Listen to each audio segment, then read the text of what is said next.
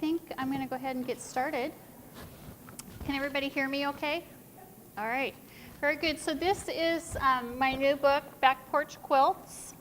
And in it, I've done an applique block of the month style quilt. And then on the flyer, the one with the picture of the quilt on it, that has a SKU list from Henry Glass. There's like 3 pages of fabric, I'm sorry, but it's got the main, so you can know for 12 kits, you know how much background to buy, primarily your backgrounds. And so I thought that would be helpful. There are some things that we just didn't have available just yet that you'll still need to shop for, your porch post and your birdhouse posts over there. But anyway, so that is the main quilt in that book. And it is primarily, all the backgrounds came out of the Better at the Lake fabric line. No, you should have seen that last market and have those in your shops. And then I threw in, then there's lots of the basics, the hip to be square basics, and there's some harvest blessings in there. And then there's, you know, buggy barn basics, there's all of that. It's a nice mix of things, but primarily the backgrounds all came out of the Better at the Lake. And then this is another quilt. This one I called, so anyway, that one was called On My Back Porch. And then this is called Celebrate. And this is a scrappy hexagon pineapple, I guess you'd call it. And so this is back to my note to self fabric from last year. I was looking at, you know, the first of this year, you know, I was looking to make something so this is sort of the end of my first year in business, and this is my first fabric line back as One Sister, and then I used a lot of the scraps from quilts that I'd made last year. So it did at the first of the year, and then the wool applique.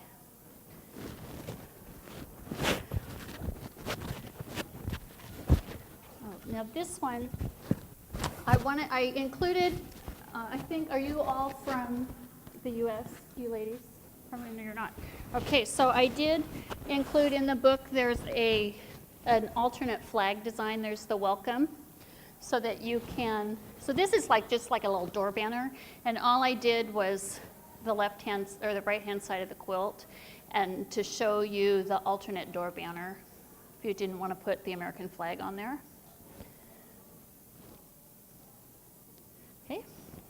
Now, just to warn you, if you want to do a wool one, the hand-dyed wools are basically 16 inches when they're done, and this block calls for like a piece that's 17 inches, but I just used a half yard, used an 1/8 of a yard down here, but we call, you know, 1/4 of that half yard for the green, and just sewed it to the half yard, and then I made my border slightly larger to get so I did use a half a yard of wool, even though it's not quite big enough. I just made it up in that border.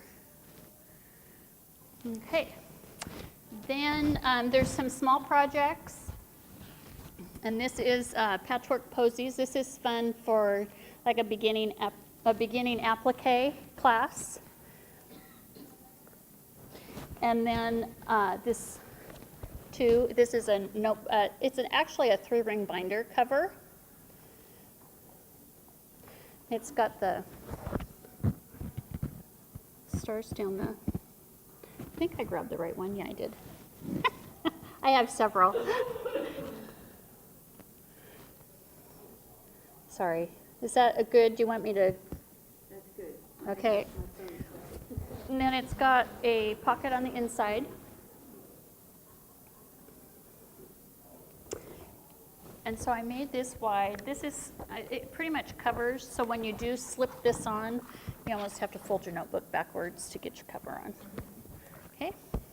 But I wanted to talk to you a little bit about the way I applique. So if you notice, this flower is all, you trace your design, you trace your flower petals, and it's just all out of one fabric. And when I trace it, I come into this circle, you know, under it and around. So I just trace it all as one big pattern. Okay? Now over here, you could do the same thing, or you could, this I actually made with 3 different fabrics. So it's got 1, 2, 3, 4, 5, 6, 7, 8, 9 petals. So I just numbered them 1, 2, 3, 1, 2, 3, 1, 2, 3. And then when I trace, you're going to trace this one, come in and over to that one. So then you'd have 3 different patterns. And then that helps you with placement. Okay? And when you have, so in the book, you've got the full-size templates for each of the blocks. So that also helps with placement. I think that is one of the biggest complaints people have now. Even though they have maybe a little diagram of where everything goes, they don't feel comfortable just putting everything down on their own.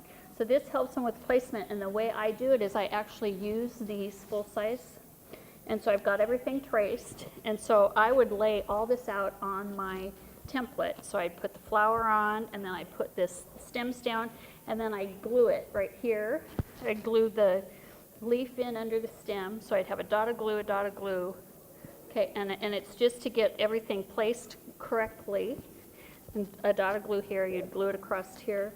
So then, once it dries, you just pick up the whole motif and lay it onto this dark background. Does everybody follow that? And you can, if this were a light, you could do it sort of like a press sheet, an applique press sheet. You could put your light fabric right on top of the master and just glue it right down onto your background fabric. But when it's a dark background, I just glue the motif together on the master and then pick that whole thing up and put it on my background. Okay, and I do use glue. I don't ever use pins anymore. Do you all like to use glue when you applique, pretty much, or are you still pinning back and forth? Yeah.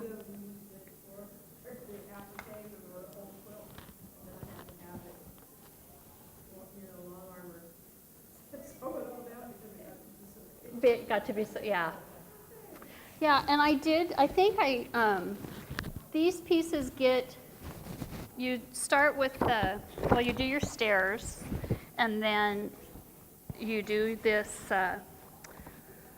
let's see, this would be a watering can, and then this is 1, this is 2, and then before you do 3, you do sew these pieces together. So it is a little bit of a big block to deal with, but you've got this done, and then you can sew this on, and then this is 1, this is 1. And then I have you, up here you just are putting this, I call it a corbel, on, and then you come back and add your baskets. And then you've got, over here, I started up here and let this post hang down, and then you sew this background to the bottom, and then you can add your wheelbarrow at the bottom. So they're a little bit bigger blocks, but it's still manageable. The hardest part is once you get it all sewn together and you have little bits here and there that overlap that you have to sew together. Now later this afternoon, at 3, I think it's 3:45, I'm doing a martingale schoolhouse for them for this book that came out in August. Have you seen that one? And I made up, let me show you this. So this is like a red and taupe quilt. That's oh yeah, very good, Karen. You know what I'm up to. So it's basically just a 2-colored quilt, and then I remade it with my new cherry blossom line that will be out in December, and we made a scrappy version of it.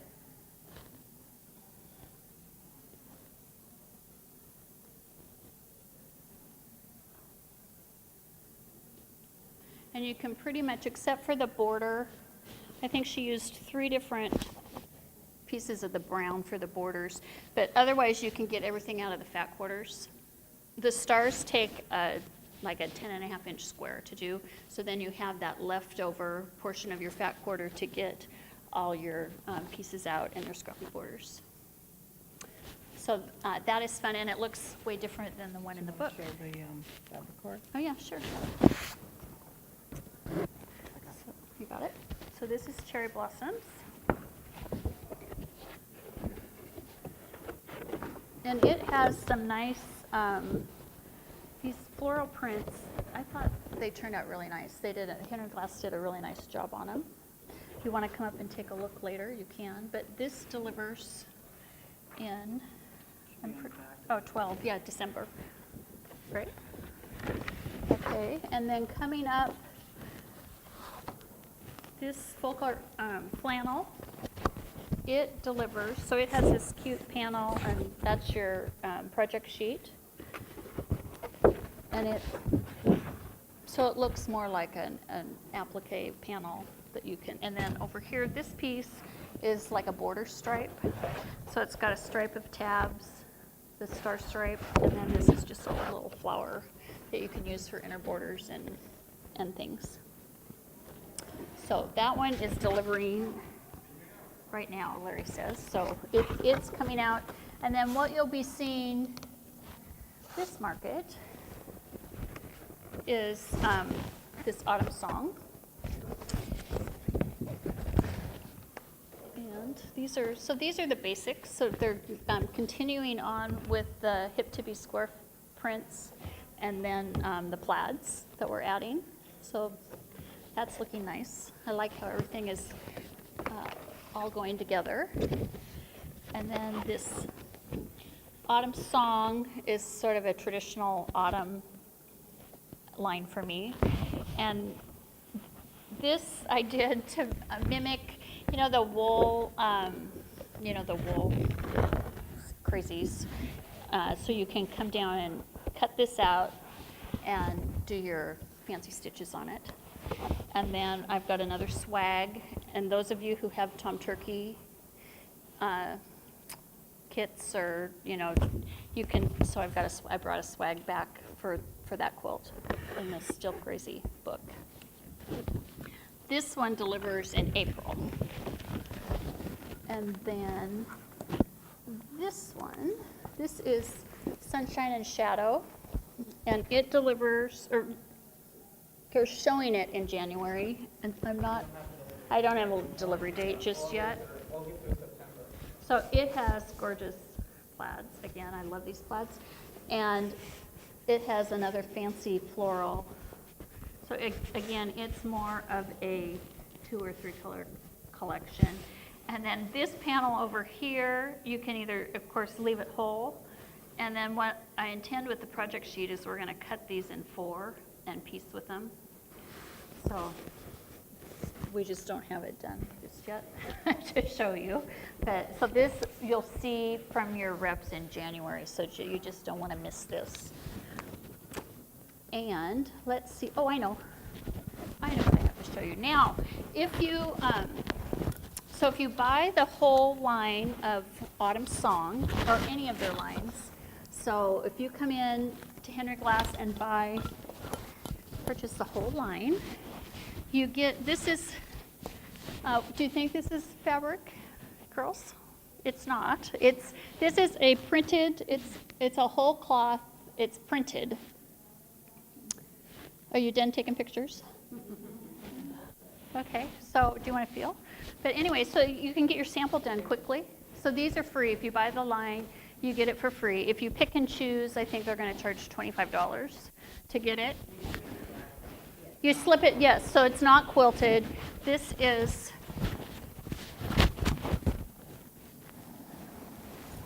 I'll pass this around. This is what you'll be receiving. Okay, you want to touch and feel? But once you quilt it, it's, and you hang it high. We always said we're going to hang it high and no one will know.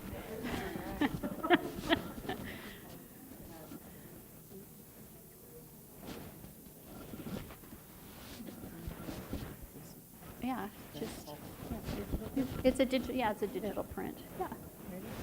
I don't know. Oh, hello, how are you? It's good to see you.